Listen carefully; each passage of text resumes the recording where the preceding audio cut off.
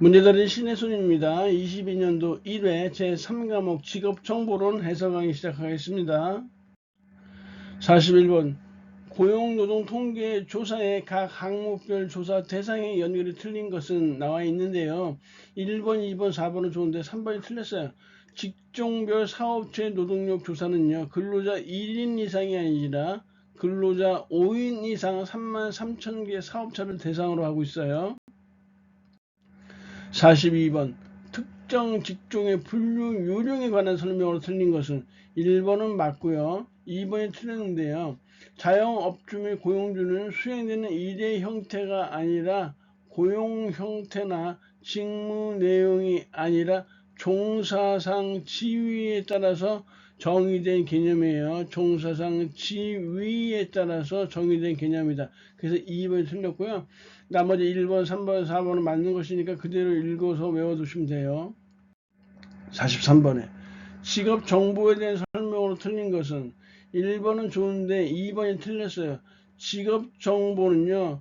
수분과 체제축표라고 했었죠. 수집 있고요. 분석 있고 가공 있고요. 체제축표이니까 체계화가 이렇게 가공 뒤에 와야 되겠죠. 수분과 체제축표, 그래서 2번이 답이 되어야 되겠네요. 44번에 민간 직업정보의 일반적인 특징. 민간 직업정보와 공공직업정보의 특징을 비교하는 문제는 1차 시험에서 단골 손님으로 나왔던 것이에요. 그런데 22년도 2차 실기에서 공공직업정보의 특징 5개 쓰시오 시험에 출제됐단 말이에요. 그래서 1차에 나왔던 것이 다시 2차 문제로 변형돼서 나왔던 것이에요. 일단 여기서는 민간 직업정보의 특징과 거리가 먼 것이라고 했으니까 2번에 객관적인 기준을 가지고 있고 전체 직업에 관한 일반적인 정보를 제공한다. 이건 공공직업정보의 특징이에요. 민간 직업정보든 공공직업정보든 자신이 외우기 편한 거 하나만 외워두시면 나머지는 반대적 개념이니까 그렇게 답을 내시면 돼요.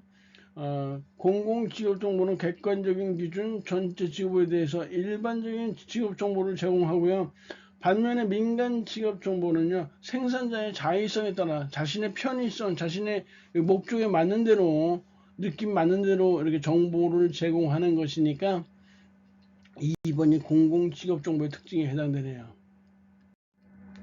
45번 다음은 한국표준산업분류의 분류정의 중 무엇에 관한 설명인가 했는데 이게 굉장히 중요해요. 각 생산 단위가 자원을 투입해서 재화 또는 서비스를 생산 또는 제공하는 일련의 활동 과정이다 했으니까 요거 산업활동에 대한 정의예요. 콕 집어 해설해 보시면요.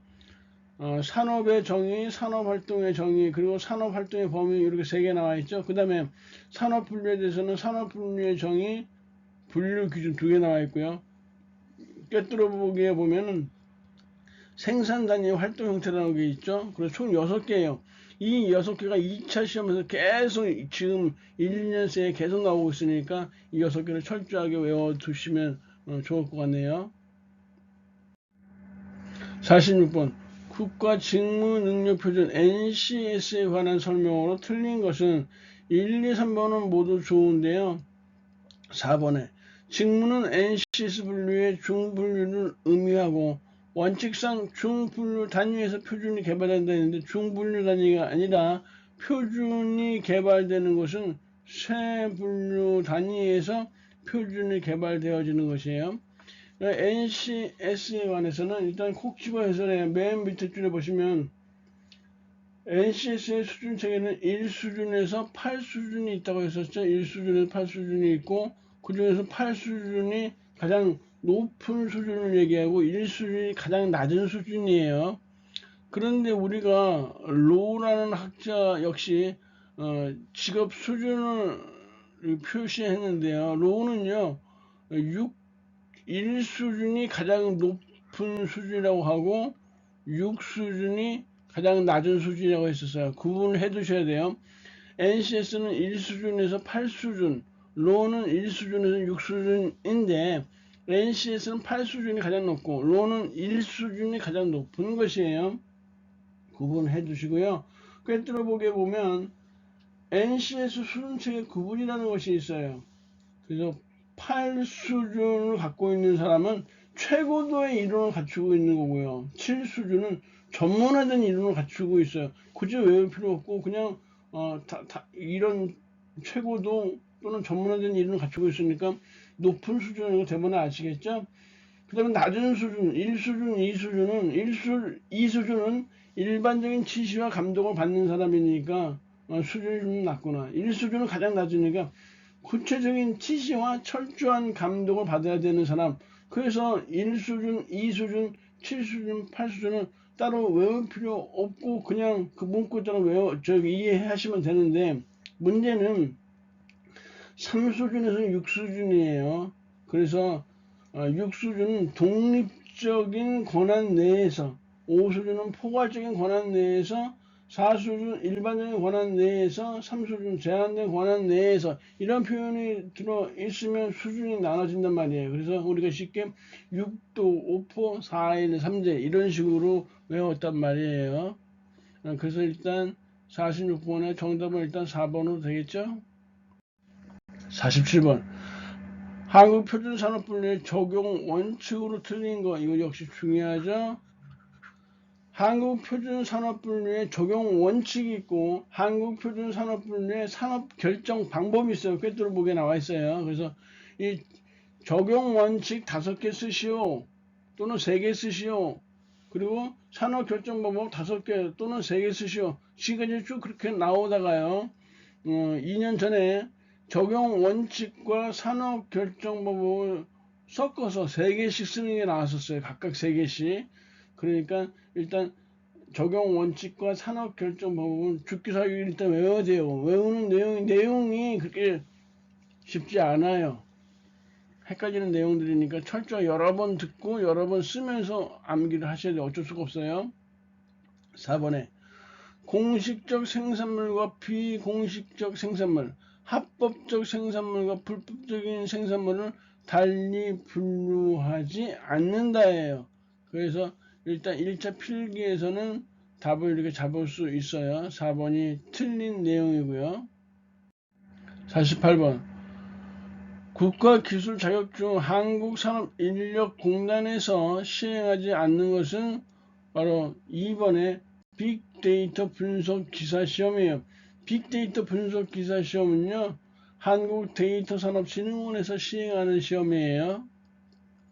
49번 직업정보를 제공하는 유형별 방식의 설명이다.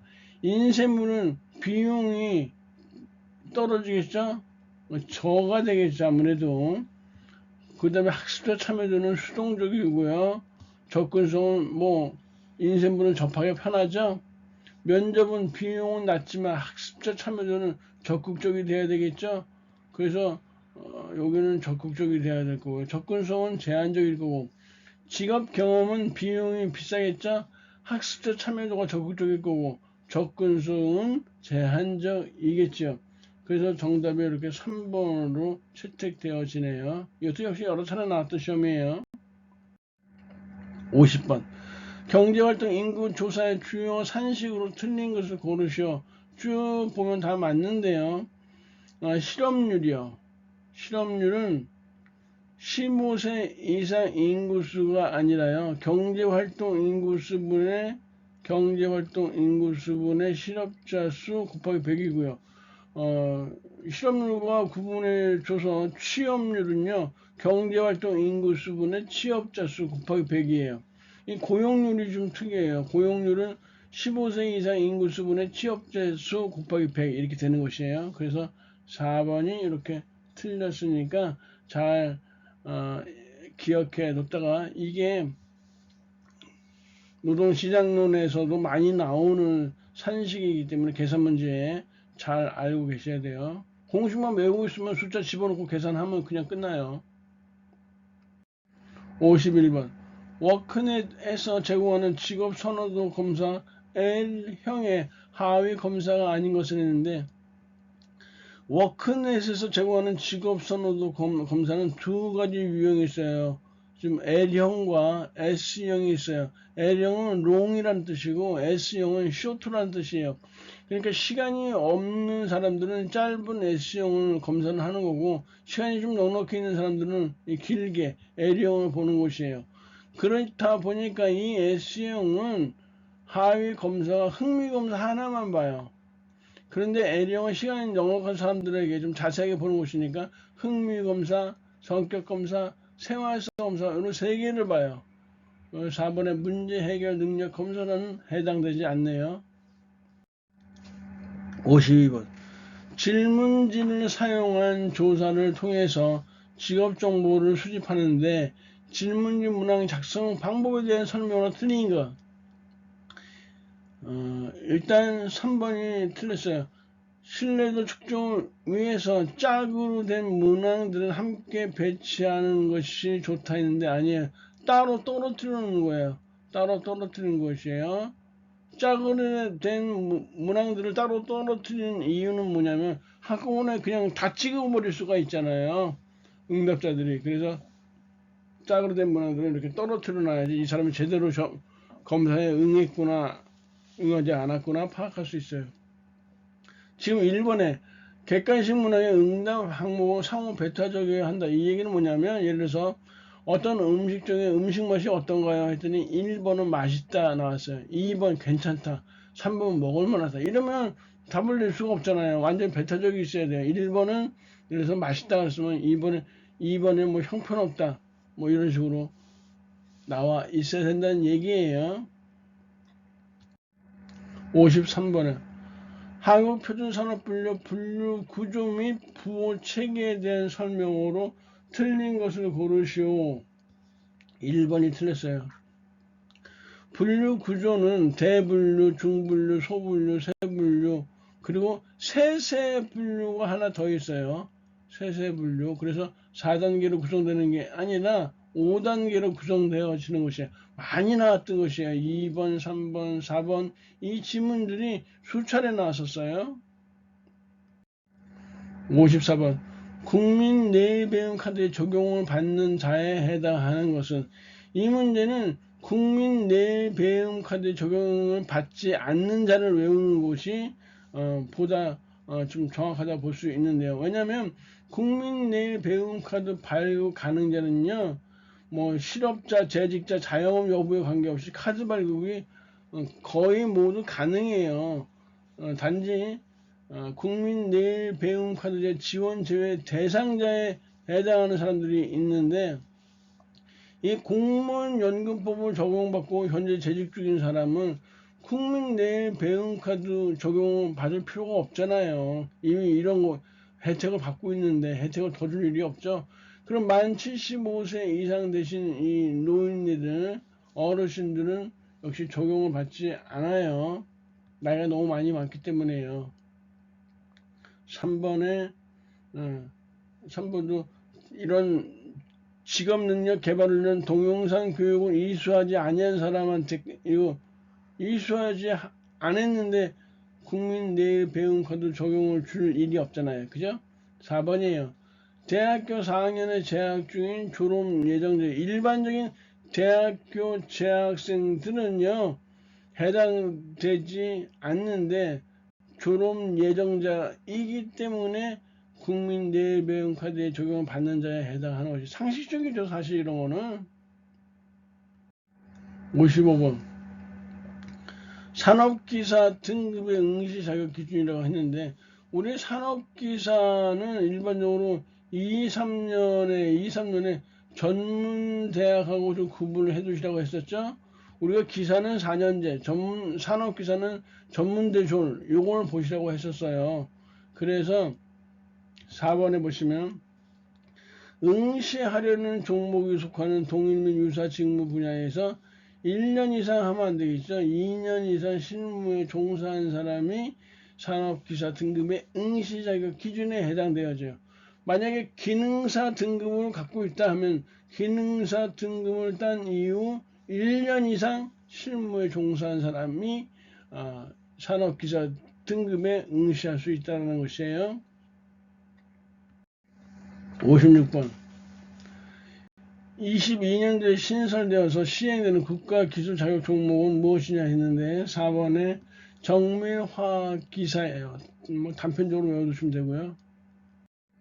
57번 대분류별 주요 개정 내용으로 틀린 것은 했는데 1번에 보시면 방송 출판 및 영상 관련 관리자를 영상 관련 관리자로 항목명을 변경해야 되는데 바뀌었어요. 영상 관련 관리자에서 방송 출판 및 영상 관련 관리자로 항목을 변경했다. 이게 1번이 틀린 내용이니까요. 틀린 내용이에요. 58번 한국직업사전의 부가직업정보 중 정규 교육에 관한 설명을 틀린 것은 우리가 한국직업사전의 구성 형태를 봐야 되는데요. 한국직업사전의 구성은 꿰뚫어보게 나와 있네요. 직업코드, 본직업명, 직무개요, 수행직무, 그리고 5번째가 부가직업정보예요. 이 부가직업정보는요. 이 부가직업정보의 구성 항목을 5개 쓰시오, 6개 쓰시오가 2차 실기에 나왔었어요.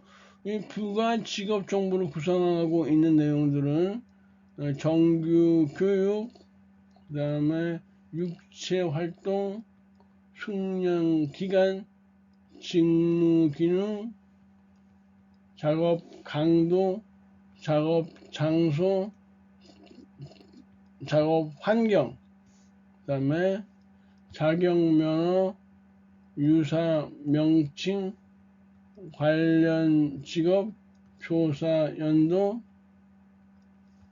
표준 산업 분류 코드, 표준 직업 분류 코드. 이렇게. 그래서 뒤에 끝을 하나 없는 거지만 표를 하나 더 두는 이유는 우에 정육숙직 작작작 여기에 운을 맞추기 위해서 표를 하나 더 넣었다고 했어요. 정육숙직 작작작 자유관조 표표표 이렇게 외우시면 되죠. 정육점에서 숙직은 이제 작작 좀 하고 자유롭고 관조하듯이 표표히 떠나거라 이렇게 외웠다고 했어요. 정규교육, 육체활동, 숙련기간, 직무기능, 작업강도, 작업장소, 작업환경, 자격면허, 유사명칭, 관련직업, 조사연도, 표준산업분류코드, 표준직업분류코드, 정육숙직, 짝짝짝, 자유관조, 표표표. 이 항목들이 실제 2차 실기에서 쓰는 게 시험에 나왔단 말이에요. 그 중에서 여기서 정규교육에 대해서요. 한 가지 더 알아둘 건 뭐냐면은 여기 숙련기간, 육체활동, 작업강도 이런 것이 독립적으로 2차 실기에 또 출제된 바가 있었어요. 그리고 네 번째에 있는 이 직무기능이에요. 이거 직무기능이에요. 우리 한국직업사전을 구성하고 있을 때 꿰뚫어보기에 보시면은 직무개요라고 있잖아요. 직업코드, 본직업명, 직무개요, 수행, 직무, 부가직업 정보로 구성되어 있다고 했었죠. 한국직업사전이요. 거기는 직무개요고 여기 부가직업정보에 있는 것은 직무기능이라는 거 서로 구분해서 알아두셔야 돼요. 그래서 직무개요가 아무래도 좀 포괄적이니까 직무개요는 한국직업사전을 구성하고 있는 것이고 직무기능은 부가직업정보에 속해 있는 것이다. 이런 식으로 이해해 두시면 좋겠어요. 정육숙직, 작작작, 자유관조, 표표표. 그래서 정규 교육에 관한 설명으로 틀린 것을 고르면 1번, 2번, 3번 다 좋고요. 이 정규 교육은요. 해당 직업 종사자의 평균 학력을 나타내는 것은 아니다 이렇게 되어 있거든요. 그래서 4번이 이렇게 틀린 내용이 되겠네요. 59번 워크넷에서 제공한 학과 정보 중 공학계열에 해당하는 학과가 아닌 것은 했는데 1번에 생명공학과는 공학계열에 속하지 않아요. 생명공학과는 자연계열에 속하는 학과란 말이에요. 역시 여러 차례 나왔던 것이에요. 60번 워크넷에서 채용정보 상세 검색 시에 선택할 수 있는 기업 형태예요. 워크넷에서 검색 시에 선택할 수 있는 기업 형태라고 되어 있는데 이거 우리가 이렇게 외웠죠. 역시 4호자 암기법으로 외웠어요. 9개니까 앞에 4개는 천천히 대강, 외변, 그 다음에 가공코일청 이렇게 외웠어요. 대기업, 강소기업, 외국계 기업, 벤처기업, 가족친화 인증기업, 공무원, 공기업, 공공기관, 그 다음에 코스피와 코스닥, 일학습 병행기업, 그 다음에 청년친화 강소기업. 다시 한번요. 대기업, 강소기업, 외국계 기업, 벤처기업, 가족친화 인증기업, 공무원, 공기업, 공공기관, 코스피, 코스닥, 일학습 병행기업, 청년친화 강소기업. 그래서 대강, 외변, 가공코일청 이렇게 외웠단 말이죠. 하면 답이 딱 나오죠? 이렇게 4번으로 답이 딱 나와요. 강의드리라고 고생하셨고요. 다음 시간에 뵙겠습니다. 감사합니다.